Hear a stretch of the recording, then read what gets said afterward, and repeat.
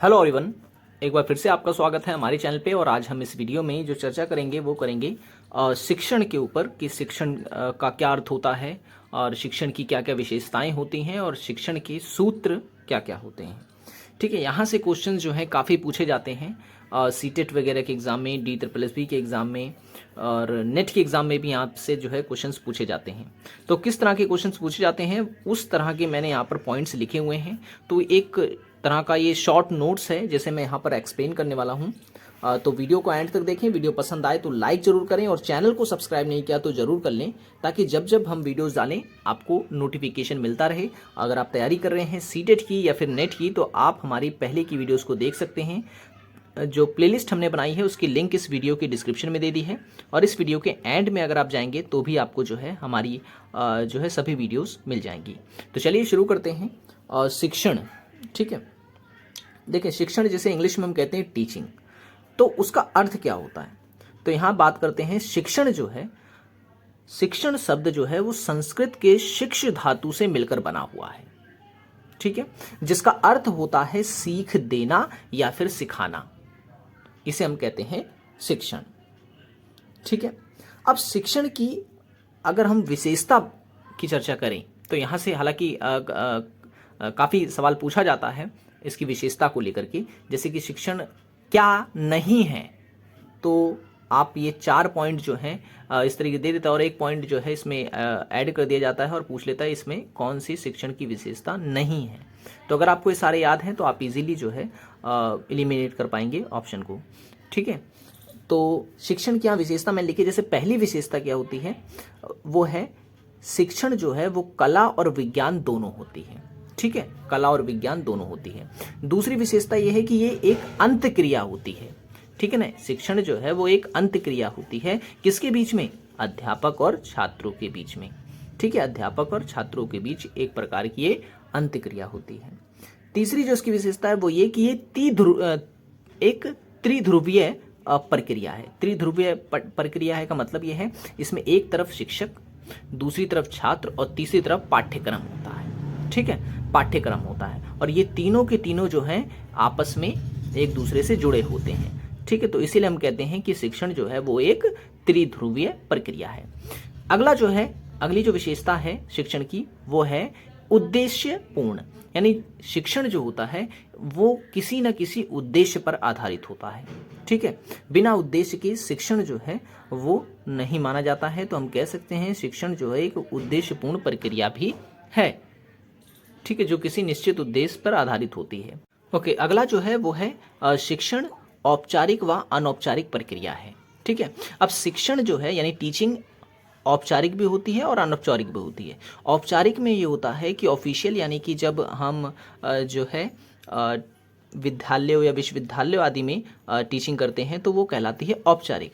और अनौपचारिक वो होती है जो हम समाज वगैरह में देखते हैं, परिवार वगैरह से जो कुछ हम सीखते हैं, जो कुछ सिखाया जाता है हमें, तो उस प्रकार का शिक्षण जो है वो कहलाता है अनौपचारिक, ठीक है।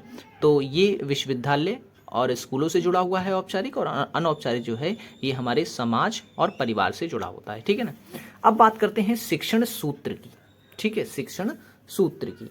तो देखिए कोई भी जो शिक्षक होता है वो अपनी बातों को, यानी जो चीज़ वो सिखाना चाह रहा है या जो बात वो बताना चाह रहा है छात्रों को, एक अध्यापक वो कुछ ना कुछ तरीके अपनाता है, कुछ ना कुछ सूत्र अपनाता है, फॉर्मूले अपनाता है जिससे कि वो छात्रों को अच्छे से समझा सके।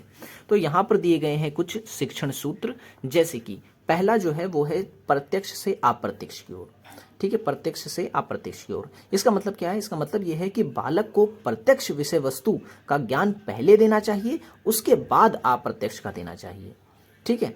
जैसे कि जो बालक है वह देख पाए उस ज्ञान को सरलता से ग्रहण कर लेगा, ठीक है, जबकि जो अप्रत्यक्ष चीजें होगी, इनडायरेक्टली जो होगी, उसे वो उस तरह के ज्ञान को वो समझने में काफ़ी मुश्किल फेस करता है। तो इसलिए ज्ञान हमेशा प्रत्यक्ष होना चाहिए पहले, फिर अप्रत्यक्ष से संबंधित होना चाहिए, ठीक है। मूर्त से अमूर्त का मतलब ये हो गया कि बालक जो है, बालक में प्रारंभ में ऐसी बातों का ज्ञान कराना चाहिए जिसे वह देख सकता है, छू सकता है, ठीक है, और बाद में उसे जो है अमूर्त जो है विषय के बारे में बताना चाहिए, ठीक है। तो पहले मूर्त फिर अमूर्त।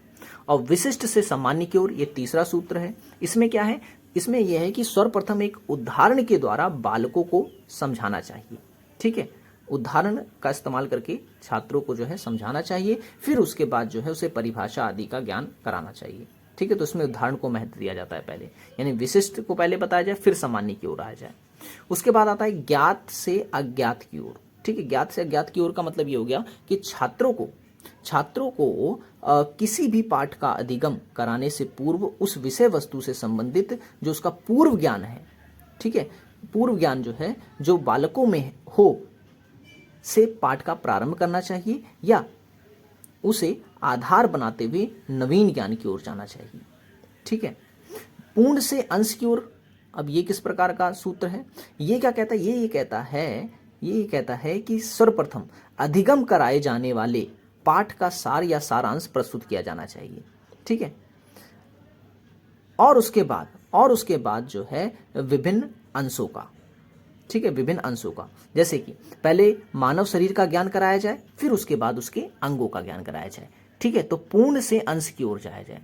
अगर आप ह्यूमन बॉडी चैप्टर पढ़ा रहे हैं तो पहले क्या करें, आप जो है शरीर के बारे में बताएं और फिर उसके बाद अंगों के बारे में बताएं, तो ये पूर्ण से अंश की ओर कहलाता है। ठीक है, अगला जो है वो है विश्लेषण से संश्लेषण की ओर। ठीक है, विश्लेषण से संश्लेषण की ओर, जैसे कि पढ़ाई जाने वाली विषय वस्तु तथ्यों का विश्लेषण कर व्यापक जानकारी लेनी चाहिए, उसके बाद उन विश्लेषित वस्तुओं को संयोजित करते हुए संश्लेषित करना चाहिए।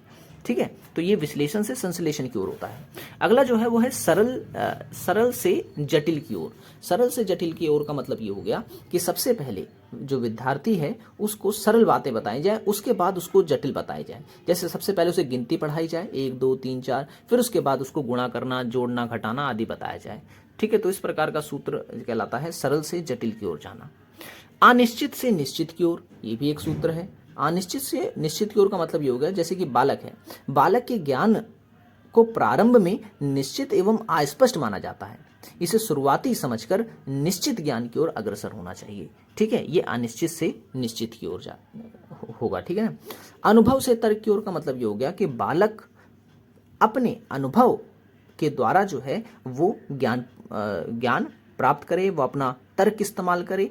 ठीक है, सबसे पहले उसे अनुभव कराया जाए और फिर उसके बाद उसको तर्क की ओर ले जाया जाए। ठीक है, जैसे हमने जो है अब बच्चों को पढ़ा रहे हैं विधायिका या पार्लियामेंट पढ़ा रहे हैं, तो पार्लियामेंट पहले उसको दिखाया जाए, फिर उसके बारे में उसको एनालिसिस करने के लिए दिया जाए। ठीक है, तो पहले अनुभव और फिर उसके बाद तर्क की ओर जाया जाए। तो ये जो मैंने आपको बताए ये हैं शिक्षण सूत्र। ठीक है, तो आज की वीडियो में हमने क्या क्या चर्चा किया, आज की वीडियो में हमने चर्चा किया शिक्षण के अर्थ, ठीक है, शिक्षण की विशेषताएं और शिक्षण के सूत्र। अगर वीडियो आपको पसंद आई हो तो लाइक जरूर कर दें, चैनल को सब्सक्राइब नहीं किया तो जरूर कर लें, ताकि जब जब हम वीडियोस डालें आपको नोटिफिकेशन मिलता रहे। और पहले की अगर आप वीडियोस को देखना चाहते हैं हमारी, तो आप उसे देख सकते हैं, लिंक मैंने इस वीडियो की डिस्क्रिप्शन में दे दिया है और इस वीडियो के अंत में भी आपको जो है लिंक मिल जाएगा। अगर आप तैयारी कर रहे हैं सीटेट की, नेट की या किसी भी टीचिंग एग्जाम्स की, तो आप हमारी वीडियोस को देख सकते हैं। अब मिलेंगे हम नेक्स्ट वीडियो में। Thanks for watching this video.